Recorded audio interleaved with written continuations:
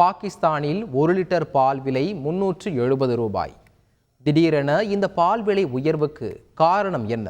பார்க்கலாம் இந்த செய்தி தொகுப்பு. கடும் பொருளாதார நெருக்கடியில் சிக்கித் தவித்து வரும் நம் அண்டை நாடான பாகிஸ்தானில் அத்தியாவசிய உபயோகப் பொருட்களை கூட வாங்க முடியாமல் மக்கள் அவதிக்குள்ளாகி வருவதை செய்திகளில் பார்க்கிறோம். கொரோனாவுக்கு பிறகு பொருளாதாரத்தில் எப்படி இலங்கை பலத்த அடி வாங்கியதோ அதே போலத்தான் பாகிஸ்தானும். பொருளாதார வீழ்ச்சி, அந்நிய செலாவணி கையிருப்பில்லாதது, பணவீக்கம் போன்ற பல காரணங்களால் விலைவாசி தாறுமாறாக உயர்ந்தது.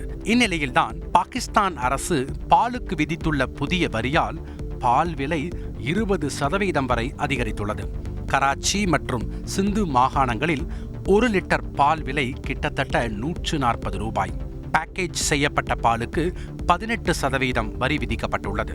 அதிக நாட்கள் பயன்படுத்தும் வகையில் அதி உயர் வெப்பத்தால் UHT முறையில் தயாரிக்கப்படும் 1 லிட்டர் பாலின் விலை எவ்வளவு தெரியுமா? 370 ரூபாய்.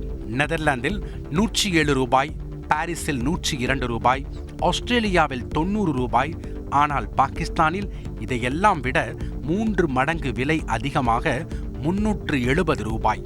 பால் விலை அதிகரிப்பு பணவீக்கத்தையும் அதிகரிக்கும். பாகிஸ்தானில் 40% பேர் வறுமையில் வாடும் நிலையில் பால் குடிக்கும் குழந்தைகள் நிலை என்ன ஆவது என்ற கேள்வி எழுந்துள்ளது. 5 வயதிற்குட்பட்ட பாகிஸ்தானிய குழந்தைகளில் 60% குழந்தைகள் இரத்த சோகையால் பாதிக்கப்பட்டுள்ளதாக தரவுகள் கூறுகின்றன.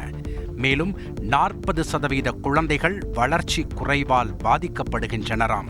அதாவது பாகிஸ்தானில் பெட்ரோல் டீசல் விலையை விட பால் விலை அதிகம்.